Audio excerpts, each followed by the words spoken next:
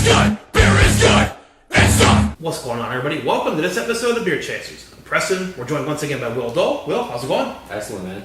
So in the last episode, we did 2 Speedway Coffee variants. We have 2 more for you today. Tell them what we got. All right, got the Mokasida Ethiopian Coffee variant, and we also have the Vietnamese Coffee variant, which has 4 different types of Vietnamese coffee in it. So I think we're definitely getting our coffee fill in today. Are you ready to go? Let's do it. Let's drink some beer.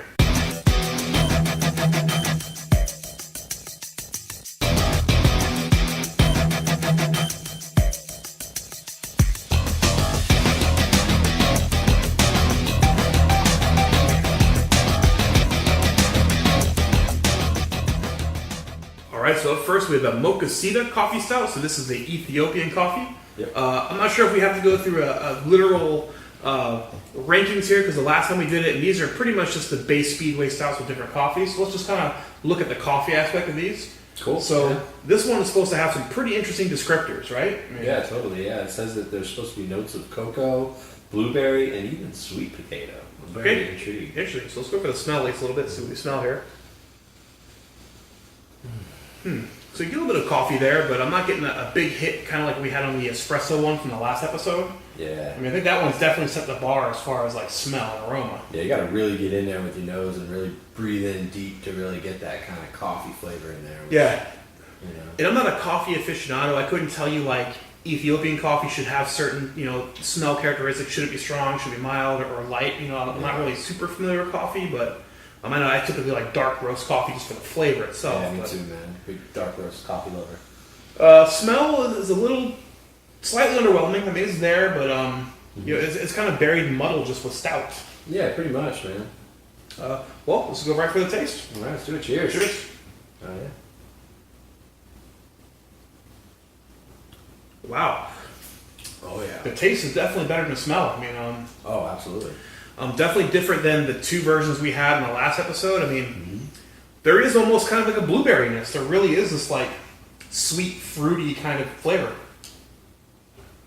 Yeah, I really love the coffee in here. It's like a real deep coffee flavor. I would almost surmise to say it was even better coffee flavor than the one we had in the last episode. Yeah, I would definitely agree. I mean, this one's definitely a strong contender. It's very good. Surprising because the smell was kind of lackluster. Then all of a sudden you have this big punch of flavor in the coffee. It's like just hiding there, waiting for you to taste it. But like a false sense of security almost. Yeah, I know, right? Oh, you don't think there's coffee here? Okay, here we are. But boom, punches your taste buds with coffee. Good stuff. Do you get sweet potato sweetness? I mean, I kind of almost do. I mean, had you not told me that was a descriptor for it, I might not have said that, but there is this interesting sweetness to it. Yeah, it is. I wouldn't have said sweet potato. I think it's just kind of that like well-rounded coffee flavor. I mean, because coffee can impart all sorts of interesting notes and things, especially when you get wild coffee from different parts of the world. But yeah, super good, man. But I wouldn't say sweet potato, but I don't know. Yeah, definitely. On a scale of 1 to 5, what would you rate that taste? That's a good one. I'd say 5, dude. I think it's excellent. Yeah, 4.75. I think it's pretty damn fantastic. Again, the smell's a little lackluster. Taste is great. Yeah. I don't think I have to go through mouthfeel, but overall, I think it's pretty solid 4.25, 4.5. I'm not super sold on the base style. I think so far it's lended great to these variants. I mean, obviously the beer's going to be pretty great if you can add a bunch of different variants to it. It still tastes pretty good. Yeah. So I think it's a good base beer. It's just not my favorite Russian Imperial, so 4.5 overall, but flavor-wise, 4.75. I mean, it's pretty damn fantastic. Yeah, I think overall 4.75 for me. I think it's pretty solid.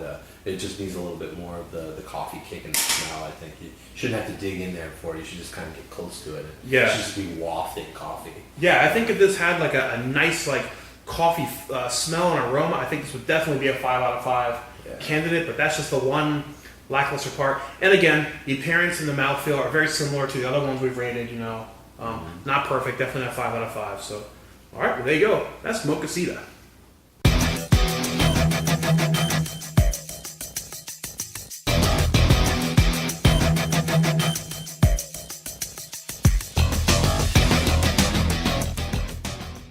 All right, so to finish the episode off, we have the Vietnamese variant of the Speedway Stout. So again, let's give this a shot and see what we think. Again, appearance, the same as the other one, the base stout. So let's go for the smell. Totally.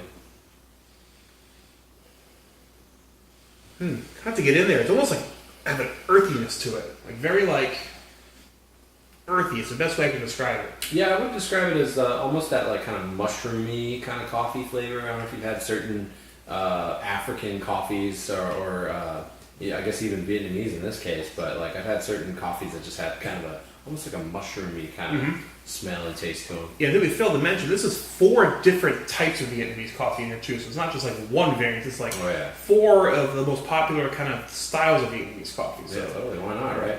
Yeah. Why just put one in it when you can have 4, man? Earthy. What would you rate the smell on this one? If you had to rate it. It's better than the other ones we've had. I'd say probably like 4.5. Seems pretty solid. Yeah, me, I kind of go the opposite. It's kind of weak in a sense. I mean, it smells like coffee. You do get some of that kind of funky earthiness and mushroom as you're describing, but nothing does blow me away. I mean, I would go like a 3.5 on the smell, at least personally. Right. Well, that's part of the taste. Let's do it. Bam.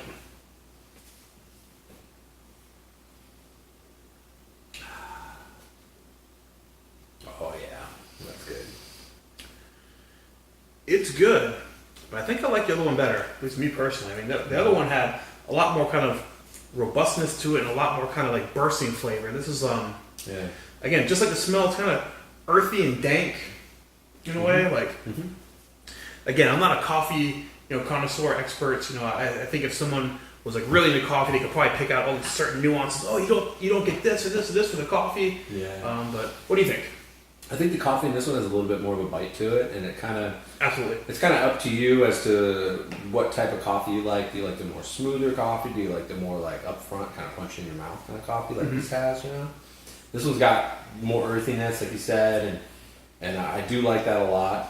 I do have to agree with you. I think the one before that had a little bit more flavor in it in the coffee. It was just a little bit more, just different stuff going on. A little bit bursting with flavor is a good way to describe it. This one's just kind of like a flat, earthy coffee flavor that you get. Yeah, I'm not saying that's bad. Just like you said, like just like different beers, people like different styles of coffee. Yep. For me, I prefer like dark, roasty, oaky kind of coffee. Like when I drink coffee, it's gonna be dark, robust, rich in flavor. Some people like breakfast coffee, some like medium. Oh yeah, totally. Yeah. So what would you rate the taste in this? I would give it a 4. 4? Yeah, I think 3.75, 4. I mean, it's still definitely a decent beer. Again, Speedway Stout is not disappointing. It's amazing. We've had, at this point now, 4 variants on their coffee, and each one plays nicely with the base style of beer. Again, it's not my most favorite Russian Imperial Stout, but it's definitely above average, and it lends very well to all these different styles. Absolutely. Yeah, I was really looking forward to trying some of these because I know some people that claim that this version in particular is one of the best beers they've ever had. So, I mean, automatically that sets a high bar, and that's coming from people who like a lot of rare, awesome craft beer. So it's not just like your average person. So, and does it live up to the hype in that regard? I don't think so. Yeah. But, the other ones did, I think. But some of the other ones did. Yeah, the Mokasida for sure has been my favorite so far. But, when anything's overhyped, it's always hard to live up to that hype. It really is. And sometimes it's best, like, I just wish someone hadn't told me it was so awesome because I'm going to start looking for all these imperfections and stuff to kind of prove me wrong or stuff. Right. But yeah, still so glad to have tried it. But yeah, I guess that'll wrap this one up. That's the Vietnamese coffee variant. All right, well, those tastings complete. That's going to wrap up this episode of the Beer Chasers. So we started with the Mokasida Ethiopian coffee variant. Yeah, that one I thought was really good. The coffee had a lot of interesting flavor notes in it. Real good smell with coffee. I thought, there's a hints of like blueberry, some cocoa in there.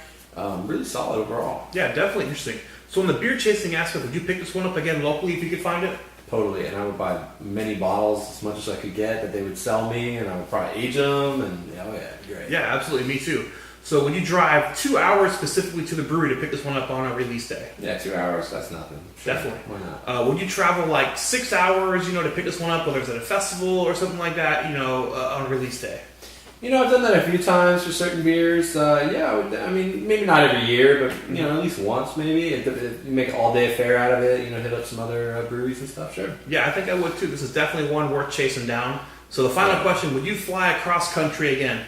Money's no object, time's no object, to pick this one up specifically. Is it worth all the travel, the hassle, putting it in airport luggage and getting it back home?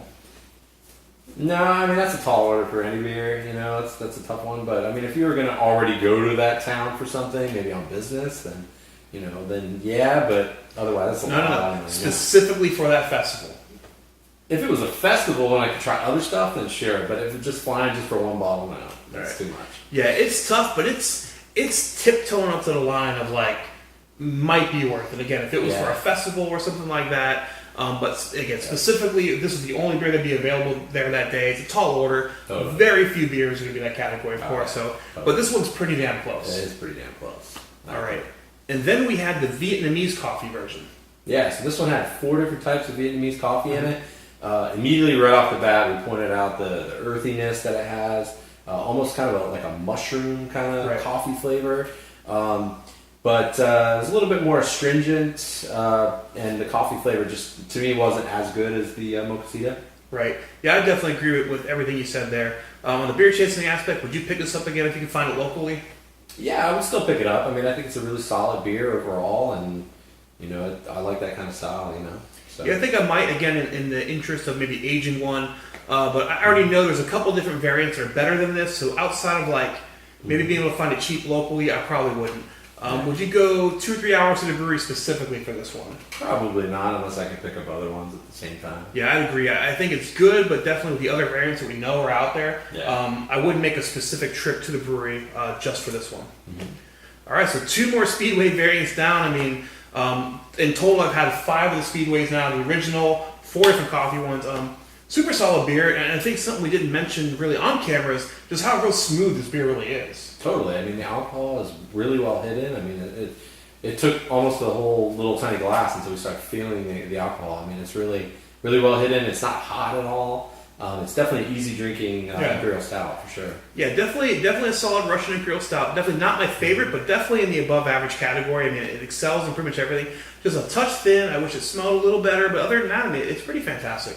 Yeah, I think the flavor is probably the best aspect of it. Yeah, which is the best part. We always say the taste. Right, absolutely. Awesome. Will, thank you so much again for helping out. Thanks, buddy. Hopefully we'll get some more of these Speedways in the future. We'll get to try them out again. Yeah. Down for that? Absolutely. All right, sounds great. All right, so I'm going to wrap it up. Preston, Will, Beer Chasers, we'll see you later. Beer is good, beer is good, beer is good, and stop. Beer is good, beer is good, beer is good. Let's go drink some beer.